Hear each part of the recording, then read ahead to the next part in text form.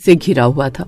हरियालीपुर गांव में ना तो कोई बस स्टैंड था और ना ही कोई रेलवे स्टेशन था, इसलिए वहां के वासियों को दूसरे गांव या शहर आने जाने के लिए बहुत ही समस्या का सामना करना पड़ता था। गांव के रमेश और ललन नाम के व्यक्ति इसी बात को लेकर चर्चा कर रहे थे।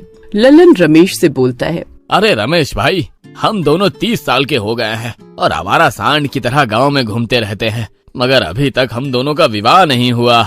लल्लन भाई, अरे विवाह कहाँ से होगा? हमारे गांव में ना तो बस स्टैंड है और ना ही कोई रेल। सही कह रहे हो, इसी वजह से हमारे गांव में दूसरे गांव से रिश्ते भी नहीं आते। लल्लन की बात सुनकर रमेश गुस्से से बोलता है, और हमारे गांव की लड़कियां तो हम दोनों को घास ही नहीं डालती। वो तो अपने आप को ऐश्वर्या राय और दीपिका पादुकोण समझती हैं। और हमारे गांव का मुखिया भी एक नंबर का नकारा है। चलो चलकर आज मुखिया से इसी बारे में बात करते हैं। लल्लन और रमेश मुखिया के घर पर चले जाते हैं। मुखिया के घर के बाहर उसकी बेटी राधा खड़ी होती है। राधा उन दोनों को देखकर चौंक जाती है और कहती है, तुम दोनों निकम्मे आवारा सांड मेरे घर के बाहर क्या कर रहे हो? राधा को देखकर लल्लन और रमेश छिछोरी भरी नजरों से राधा को देखने लगते हैं। लल्लन मुस्कुराते हुए राधा से कहता है, हम दोनों तुम्हारे पिता मुखिया से बहुत जरूरी बात करने आए हैं। तुम्हें मेरे पिता से क्या काम पड़ गया?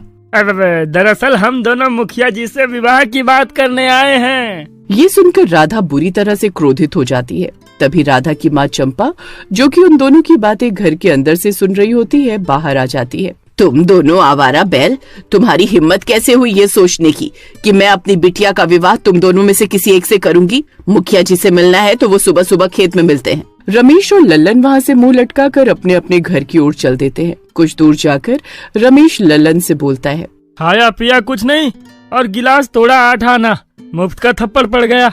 और ये करम जला मुखिया सुबह सुबह खेत में करने क्या जाता है? करने क्या जाएगा, गया होगा पेट हल्का करने। इधर हरियालीपुर गांव का मुखिया अपने खेत से बाहर निकला ही था कि तभी वहां पर एक कार आकर रुक जाती है। कार के अंदर से एक सुंदर लड़की और एक सज्जन दिखने वाला पुरुष बाहर आ जाता है। सुंदर लड़की मुखिया की ओर देखकर कहती है, हेलो, मेरा नाम सौम्या है। क्या आप ही हरियालीपुर गांव के मुखिया हैं? और मेरा नाम अभिमन्यु है। मुखिया सौम्या को छिछोरी भरी नजरों से देखने लगता है।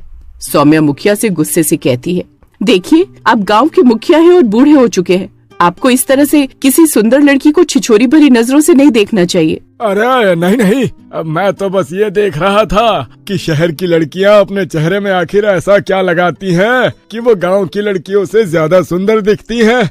बकवास बंद करो। मैं सिर्फ ये बताने के लिए आई हूँ कि गवर्नमेंट यहाँ पर मेट्रो स्टेशन बनाने वाली है। इतना बोलकर सौम्या अपनी जेब से कागज निकालती है और मुखिया से बोलती है, इस कागज पर अंगूठा लगा दीजिए, सरकारी काम है, इसलिए आपका अंगूठा लगना जरूरी है। मुखिया अंगूठा लगा देता है। सौम्या और सज्जन पुरुष वहाँ से चले जाते हैं। कुछ दिनों में हरियालीपुर में मेट्रो बनकर तैयार हो जाती है। सारे गांव वाले बहुत खुश होते हैं। मेट्रो शुरू होने के बाद गांव के लोग ट्रेवल करना शुरू कर देते हैं। कुछ दिन के बाद ललन की चाची का ललन के चचेरे भाई की शादी में शामिल होने के लिए फोन आता है। ललन खुशी खुशी ये बात अपने दोस्त रमेश को बताता है। रमेश भाई, मेरे चचेरे भाई की शादी है, चाची ने मुझे बुलाया है और तुम्हें भी याद कर रही थी। अरे ये तो बहुत अच्छी बात है, अब तो कोई समस्या भी नहीं है। चलो आज शाम की ही मेट्रो पकड़ते हैं। लल्लन और रमेश उसी शाम रेलवे स्टेशन चले जाते हैं और मेट्रो के अंदर चढ़ जाते हैं। वो दोनों मेट्रो के अंदर बैठे हुए मेट्रो को आंखें फाड़ फाड़ कर देख रहे होते हैं कि तभी एक सुंदर लड़की काला कोट पहने उनके पास आकर खड़ी हो जाती है और मुस्कुराते हुए लल्लन की ओर देखकर कहती है, टिकट?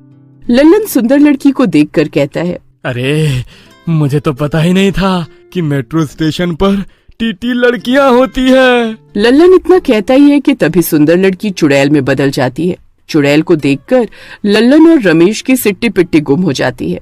लल्लन डरते हुए रमेश से कहता है, अरे रमेश भाई, ये तो चुड़ैल है। तभी चुड़ैल गुस्से से लल्लन की ओर देखकर कहती है, मेट्रो में सुंदर लड़कियां ही टीटी नहीं होती, बल्कि चुड़ैल भी टीटी होती है और मैं हूँ चुड़ैल टीटी।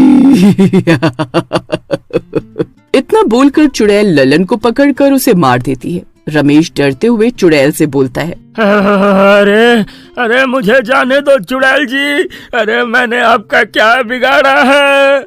जाओ, जाकर अपने गांव के मुखिया को यहाँ बुला कर लाओ।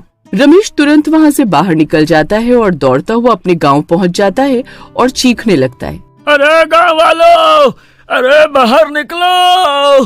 रमेश की बात सुनकर गांव वाले बाहर आ जाते हैं। उनमें मुखिया भी होता है। मुखिया गुस्से से रमेश से कहता है, अरे क्या बात है रमेश, काहे रात में कुत्ते की तरह हलक फाड़ फाड़ कर चिल्ला रहा है, सारी नींद खराब कर दी। रमेश डरते हुए मुखिया को सारी घटना बताता है और कहता है, मेरी आंखों के सामने उस चुड़ैल ने लल्लन को मार दिया मुखिया जी, और वो चुड़ैल आपको बुला रही है। लगता है तुमने पी रखी है। अगर मान भी लो वो मुझे बुला रही है तो मैं मरने के लिए क्यों जाऊं? रमेश की बात का कोई भी गांव वाला विश्वास नहीं करता, मगर अगले दिन जब लल्लन की लाश मेट्रो ट्रेन में मिलती है तो सभी गांव वाले डर जाते हैं।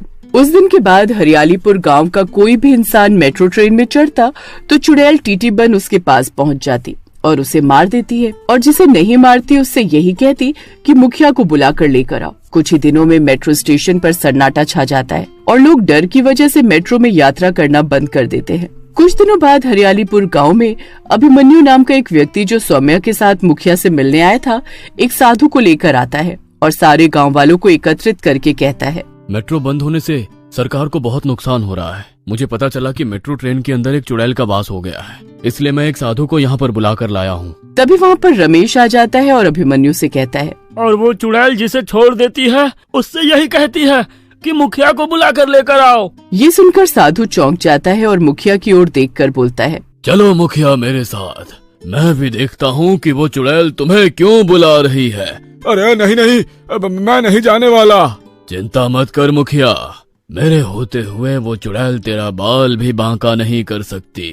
साधु मुखिया को जबरदस्ती मेट्रो ट्रेन में ले जाता है और पीछे पीछे सभी गांव वाले भी आ जाते हैं। तभी वहाँ पर डरावनी डरावनी आवाजें आने लगती हैं और चुड़ैल टीटी सामने आ जाती है, लेकिन मुखिया को देखकर चुड़ैल की आंखों में खून उतर आता है। तभी साधु चुड़ैल से बोलता है, आखिर तू मुखिया को क्यों बुला रही है और तू इन गांव वालों को क्यों मार रही है?